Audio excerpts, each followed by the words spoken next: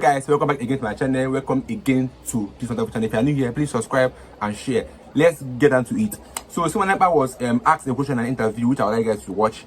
He was asked what if Nigeria system or Nigeria gets better, will they stop Biafra agitation? And you'll be shocked to hear his response. I think I would like you guys to just hear that response, and then I'll be to you guys shortly. Want a better Nigeria. Now what I want to ask you is this, Simon. If today we have a better system of government, are you hearing me? A better system of government that is taking care of both the welfare of the people and the security of the people across the country. Are you going to change your mind about Biafra? Because the problem in the country, let me just finish, because the problem in the country today is just bad governance. If we have a better system of governance that make institutions to work at local government level, where the basic amenities, basic services are provided to the people.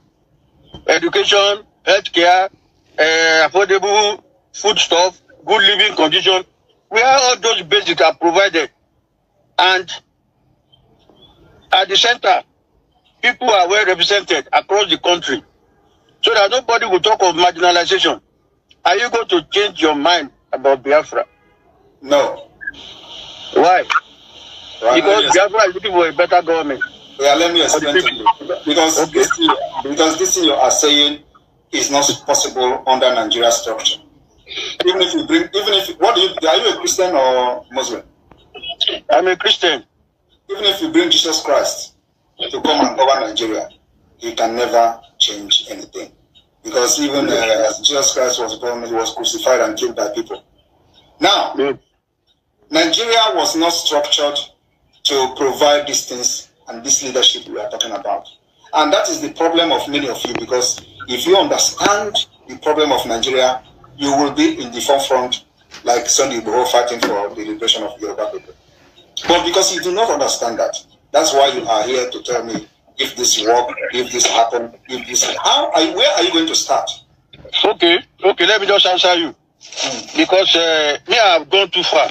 I have seen a lot in the country, and I have been trained to the highest level of administration in the country as a retired senior army officer.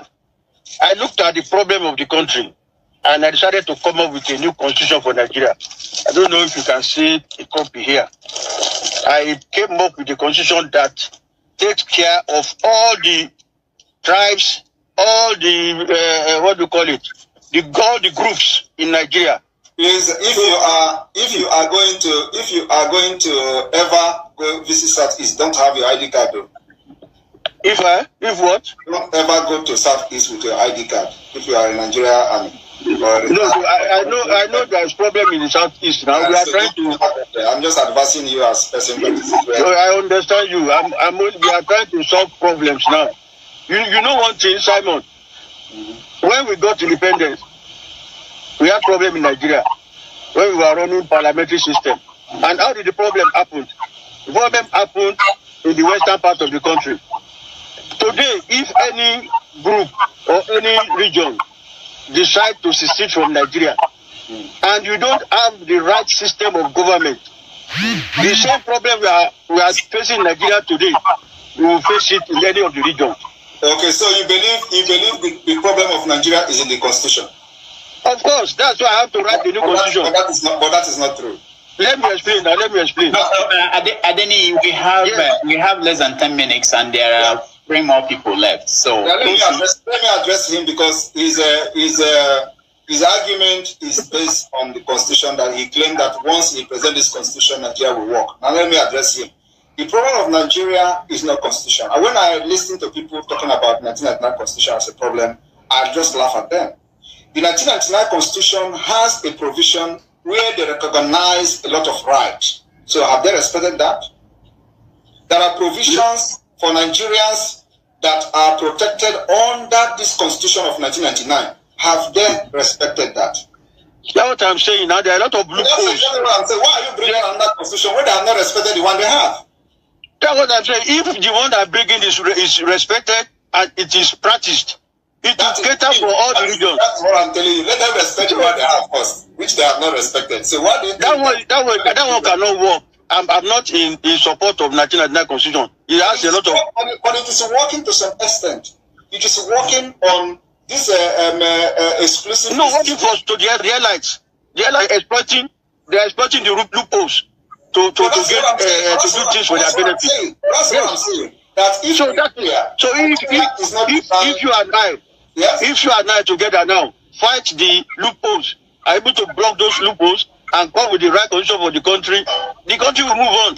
Because if you go Biafra now and I go Odudua, and at the end of the day we don't have the right constitution for our various group, we will still be fighting each other. No, you understand me? That is the point, because the Nigeria problem is not in the constitution. It's an ideological. Listen, let me tell you now. It's a historical, ideological, and a religious problem. So, and this cannot be solved under the current mentality that Nigeria has for many decades. It's a historic problem. So, as you are now as a military personnel, you know how you serve Nigeria, and then you compare it to the people in your status that are from the northern Nigeria. Which rank did you attain before you retired? I think it was a colonel, but if you want. Let's say it was a colonel. Now I will ask him. Did he think that if he is from the northern Nigeria and have probably the kind of education he has acquired under Nigerian military, he will retire as a colonel? It's a question. Yeah. You see, if there are a lot of things happening. Just yes, it is possible, or no, it is not possible. As you are now a Yoruba man, you say, I retire as a colonel. Before retirement, you have acquired a lot of education through the training. I'm asking you now, you are from northern Nigeria. Would you retire with your experience and education? Would you retire as a colonel? Of course, there are a lot of people of my status. You are not that are even left as lieutenant colonel, that are even left as majors. You see, let us not bring sentiment to this thing. But that is the problem. Yes, you know, there are some people from my side too that left as major general. My colleagues too. You have not answered my question. My question is. I've answered you. I said the standard after you have reached the rank of colonel, it is politics now this time around and law. But that is not that. Yes. And you know that it is the something in the educational system that is what we call the quota system in Nigeria. So how do you address that? And how do you think that the northern Nigeria are going to agree to the quota system? Now, the president is from your own tribe, and they are trying to bring a tax bill. Do you know the people that are rejecting the tax bill? There is no single governor from the southern Nigeria. Only the northern Nigeria governors have rejected the bill, and they have dropped it. So how do you fix a system like that? You see, it is no point wasting your time, your resources, your energy, and your life trying to save a failing marriage. And this marriage is not even a willing marriage. It was a marriage that was forced by the parents of the gun. So now we are saying we are not ready to try again. And we are ready to bring everything down. As you are looking at me, I am ready to burn down Nigeria for the interest and the life of my people. And if I have the opportunity today, I will order the burning down from Answer Rock, because that's where the killings of my people are being planned. I will bring it down. And the luck they have is that I don't have a nuclear weapon or a ballistic missile yet. But if I have it, I will start from Answer Rock, because that is where the terrorism against my people are being planned. Once Answer Rock is down, everybody will rest. I will begin to discuss the peace. All right, Denny, we'll get another chance to have this conversation. The truth of the matter is that Biafra cannot stop its agitation, because why? Nigeria cannot work. No matter how the government try to paint it like Nigeria is good, it cannot work, because what? We have a different religion, a different belief, and different cultures. That means we cannot be one. We cannot have one single agenda, because this person might have his own, I will have my own, you might have your own. That means it cannot work. That means united will fall in this case, because there's no way you can tell me that you have a belief and I have a belief and then we can work together. It's not possible. That means Nigeria must divide. So I think you heard the response and the answer from Ekpa to that question I was asked in that interview, and I love the answer he gave, and it was actually intriguing to know that Biafra is not stopping its agitation, no matter what the government tries or what they try to do, because right now they're trying to keep the kind of there for some time so that the Biafra Agitation will stop. But guess what? It's still booming up because now the lobbyists of Nnamdi Kanu has been appointed as the chief of staff in US, and now they are trying to plead with US government to join force with Biafra in Nigeria to get their independence, and that will ignite more fire on this issue of Biafra Agitation. But that's what is happening right now in our country. I don't think it will stop because Nnamdi Kanu swore that he will never stop till his last breath, that he will make sure that his people is being liberated from Nigeria, because Nigeria have tortured the Igbos so well that the only way out is when Nigeria divide. And so we have said that the only way Igbo can survive in Nigeria country is once Nigeria divide, because there have been a memo that was passed to the government that they should be careful of the Igbos. That's why the Igbos are not getting any political role in Nigeria. Igbos are always been discriminated in Nigeria because of this memo that was passed to the government that they should be careful of Igbos that have done nothing to the country.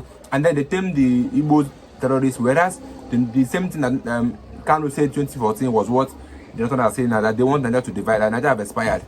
Nigeria have passed 100 years, which they've told that they shall leave and they will divide. But now the government are doing otherwise, they don't want to divide. But I'll leave you guys on my next video. If you're new here, subscribe and stay tuned to my channel. See you guys.